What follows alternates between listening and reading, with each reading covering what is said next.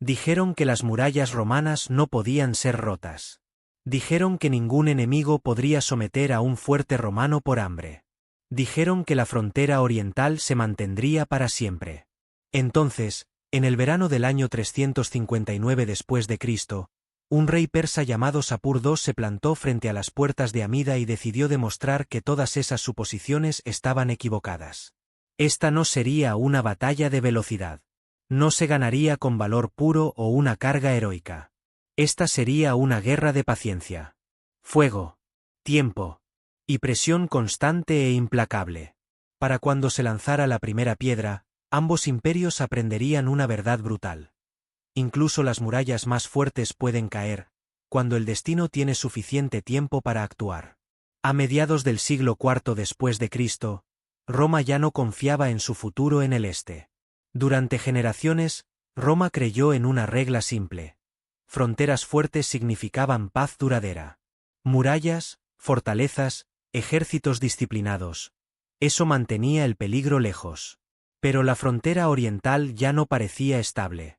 Al otro lado estaba el imperio sasánida de Persia, un poder que Roma no podía intimidar ni derrotar fácilmente. Esto no era una colección de tribus bárbaras. Era un imperio centralizado con dinero, recursos humanos y experiencia. Roma y Persia habían sido rivales durante décadas. Luchaban una y otra vez por las mismas tierras, especialmente Mesopotamia. Esa tierra no pertenecía completamente a ninguno de los dos. Pero ambos la reclamaban. Mesopotamia era plana, abierta y difícil de defender. Los ejércitos podían moverse rápido. Las rutas comerciales pasaban directamente por allí. Cualquier debilidad era peligrosa.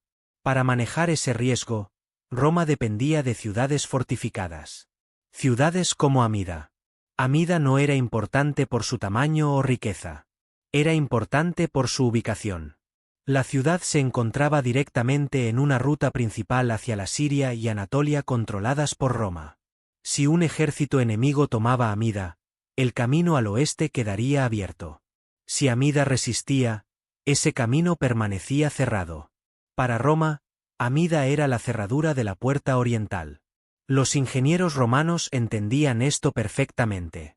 Reforzaban la ciudad año tras año. Las murallas eran gruesas y altas, construidas con basalto oscuro increíblemente difícil de romper. Las torres estaban colocadas cerca unas de otras, permitiendo que los defensores cubrieran todos los accesos. Amida no estaba diseñada para asustar a los enemigos. Estaba diseñada para resistirlos. Los comandantes romanos confiaban en este diseño. Su plan era defensivo y cauteloso. Si llegaba la guerra, se quedarían tras las murallas, preservarían sus fuerzas y dejarían que el enemigo gastara la suya. Pero del lado persa, la paciencia comenzaba a convertirse en frustración. Sapur II, gobernante del imperio sasánida, había pasado la mayor parte de su vida en guerra con Roma. No veía a Roma como débil, pero tampoco la consideraba imparable.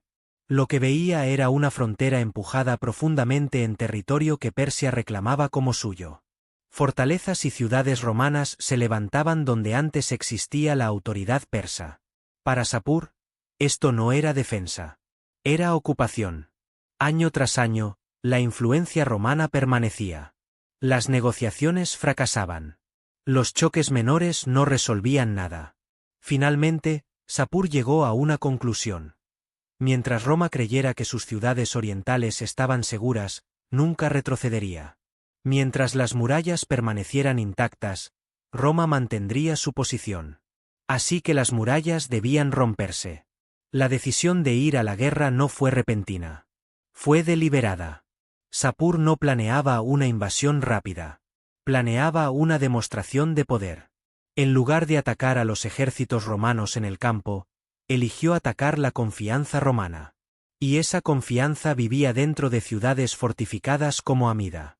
La preparación se convirtió en el núcleo del plan. Sapur reunió un ejército diseñado específicamente para el asedio. No solo infantería y caballería, sino especialistas.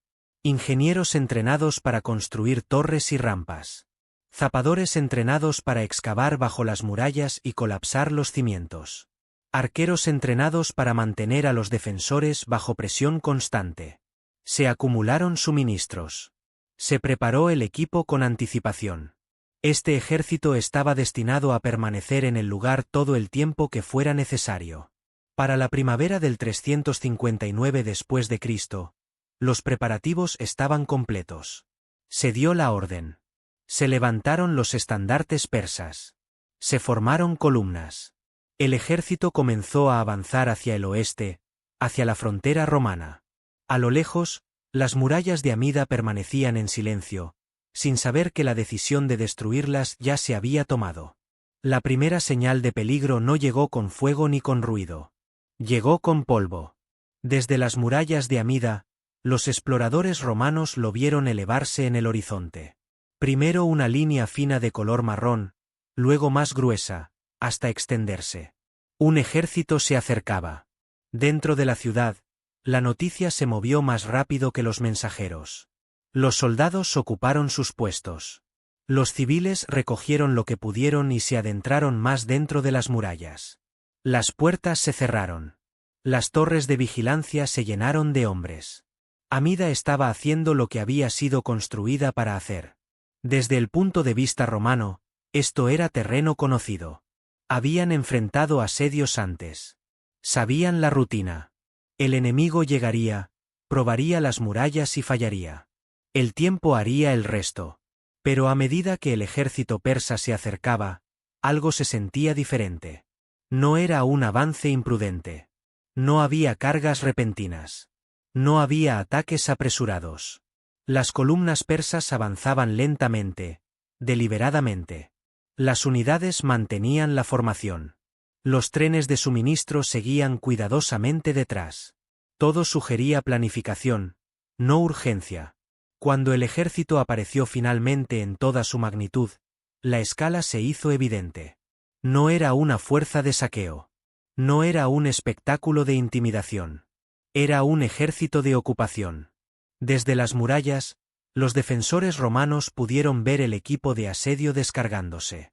Madera, herramientas, materiales preparados mucho antes de llegar a la ciudad. El mensaje era inequívoco. Este ejército no había venido a amenazar a Amida. Había venido a quedarse. Sapur II no avanzó apresuradamente. Eligió cuidadosamente su terreno. El campamento persa se estableció metódicamente, justo fuera del alcance de los arqueros. Se levantaron tiendas en filas ordenadas. Se construyeron defensas casi de inmediato. Los persas no estaban solo atacando una ciudad. Estaban construyendo una temporal propia. Para los defensores romanos, esto era inquietante. Un asalto rápido podría ser repelido. Un enemigo descuidado podría ser castigado. Pero la paciencia era más difícil de combatir. Pasaron días. No hubo ataques mayores. En cambio, los persas observaban. Estudiaban las murallas, medían distancias, analizaban la ubicación de las torres y los ángulos de tiro. Desde dentro de Amida, los defensores sentían crecer la presión sin que se diera un solo golpe. A veces volaban flechas, no para matar, sino para provocar una respuesta, aprender. Los comandantes romanos comprendieron que este asedio no se decidiría solo por el valor. Se decidiría por la resistencia. Se contaban los suministros. Se aseguraban las fuentes de agua. Se controlaban las raciones. La ciudad era fuerte, pero estaba abarrotada. Cada boca adicional significaba que el tiempo importaba más. Afuera, Sapur esperaba. No había venido a apresurar el destino. Había venido a moldearlo. Y al ponerse el sol detrás del campamento persa, una verdad se volvió clara para ambos bandos. Esto ya no se trataba de si Amida sería atacada. El ataque ya había comenzado. Solo estaba esperando su momento. La espera no duró mucho. Después de días de silencio, Sapur II decidió que era momento de actuar. El campamento persa, antes quieto y observador, comenzó a moverse con propósito. Este era el momento que los defensores de Amida temían. Antes del amanecer, los ingenieros persas avanzaron hacia las murallas. No cargaron, caminaron en formación, protegidos por escudos, siguiendo exactamente el plan.